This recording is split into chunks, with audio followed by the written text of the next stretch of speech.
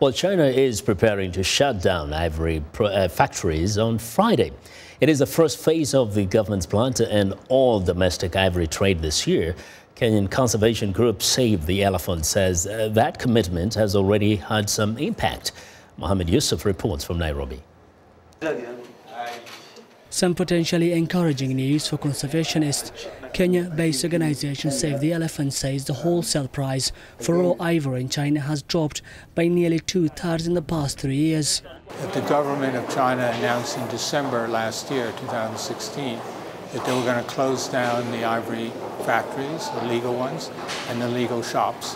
And so what we found was that many of the shops now are diversifying, getting out of ivory, moving into mammoth or other materials. China is by far the world's largest consumer of ivory. Conservationists say poaching has exploded in Africa to meet demand from Asian markets. The recent Great Elephant Census showed a 30% decline in African savanna elephants between 2007 and 2014, with nearly 150,000 elephants killed. China's domestic ivory ban has been hailed as a good first step, but consumer demand must also be addressed. There are signs of progress, like this demonstration against poaching in Tanzania earlier this year, organized by the Chinese embassy.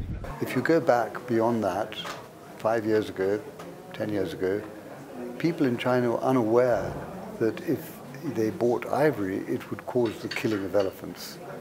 And there's been a lot of campaigning with Chinese celebrities in which Save the Elephants has taken part to change that mindset. Save the Elephant says China's domestic ban is not enough. China must also crack down on illegal trade.